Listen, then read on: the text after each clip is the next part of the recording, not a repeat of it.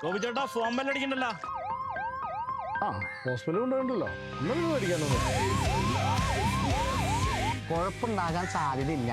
കാരണം രാവിലെ ഭക്ഷണം ഒന്നും കഴിച്ചിട്ടുണ്ടാവില്ല ഈ പാവേ.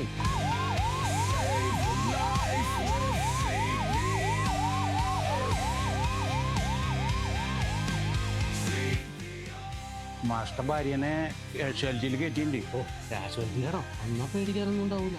എടോ നമ്മന്റെ ബീവി ശ്രദ്ധിച്ചപ്പോഴും കാഷ്വാലിറ്റിക്കാണ് കൊണ്ടുപോയത്. പിന്നെ സെക്ക് ചെയ്തപ്പോഴാണ് മനസ്സിലായത് ഓൾക്ക് ഗർഭമുണ്ടെന്ന്.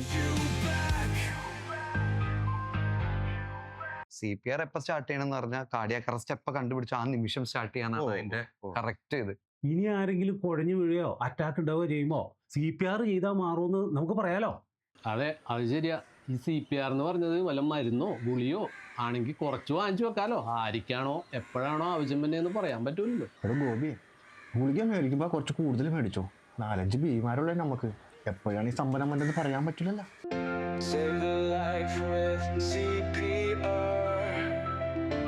കൈയിന്റെ ഈ ഒരു ഭാഗവും കൊണ്ടാണ് നമ്മൾ CPR ചെയ്യുക.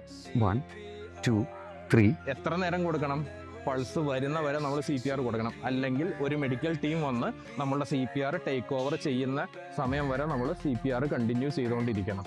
അപ്പോൾ ഇത് ചെയ്യുന്നതുകൊണ്ടുള്ള ഗുണം എന്താ? അപ്പോൾ നമ്മൾ ഒന്നും ചെയ്യാതെ നമ്മൾ നോക്കി നിൽക്കുന്നതിനേക്കാളും നല്ലതാണ് നമ്മളാൽ കഴിയുന്ന രീതിയിൽ എന്തെങ്കിലും ചെയ്ത് നമുക്ക് ഈ രോഗിയെ രക്ഷപ്പെടുത്താൻ പറ്റുമോ എന്നുള്ളത്. അപ്പോൾ നമ്മളിങ്ങനെ കൊടുക്കുമ്പോൾ എന്താണ്, ജീവൻ തിരിച്ചു കിട്ടാനുള്ള സാധ്യത 2 മുതൽ 3 ഇരട്ടി വരെ ഉണ്ട് നമുക്ക് ഇങ്ങനെ ഒരു CPR കൊടുത്താൽ.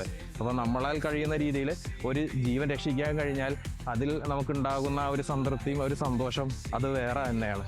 അപ്പോൾ നിങ്ങളെല്ലാവരും ചെയ്യില്ലേ CPR എങ്ങനെയാണ് കൊടുക്കുന്നതെന്നുള്ളത്? നിങ്ങൾക്ക് മനസ്സിലായില്ലേ? അപ്പോൾ നിങ്ങളെല്ലാവരും കൊടുക്കില്ലേ?